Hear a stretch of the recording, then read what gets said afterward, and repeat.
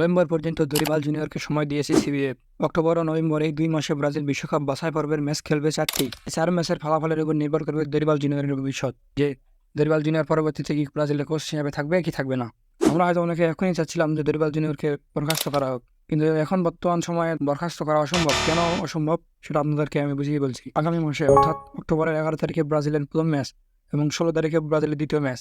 এই 2 ম্যাচের জন্য ব্রাজিলের স্কোয়াড ঘোষণা করতে হবে এই মাসের 29 তারিখের ভিতরেই। এমতো অবস্থায় এই কয়েকদিনের ভিতর নতুন কোচ ঠিক করা অসম্ভব, এবং নতুন কোচ এসে দল ঘোষণা করবে এটাও অসম্ভব। 2 ম্যাচের ফলাফল একেবারেই ব্রাজিলের পক্ষে যদি না আসে, এক ম্যাচও ব্রাজিল যদি হারে, তাহলে সিবিএফ নভেম্বরের আগে দরিবালকে বরখাস্ত করবে। অ্যান্ড অক্টোবরের ম্যাচের পর নভেম্বরের ম্যাচের জন্য ব্রাজিল বেশি সময় পাবে না। যদি অবস্থা একেবারে খারাপ হয়, তাহলে নভেম্বরের আগেই নতুন কোচ না পেলে বয়সভিত্তিক দল থেকে কোচ দিয়ে খেলাতে পারে। দরিবাল জুনিয়র যদি অক্টোবরের 2 ম্যাচ জিতে যায়, আবার নভেম্বরে হার কিংবা ড্র হয়, তাহলেই দরিবাল জুনিয়রকে বদলানোর একটা সম্ভাবনা থাকবে। নভেম্বরের পরে জাতীয় দলের খেলা হতে পারে 3 থেকে 4 মাস পর। আর এই 3 থেকে 4 মাস গ্যাপটাই হচ্ছে দরিবাল জুনিয়রকে বরখাস্ত করা এবং নতুন ম্যানেজারকে নিয়োগ দেওয়ার উত্তম সময়। মূলত এইসব কারণে দরিবাল জুনিয়রকে নভেম্বর পর্যন্ত সময় দিয়েছে সিবিএফ।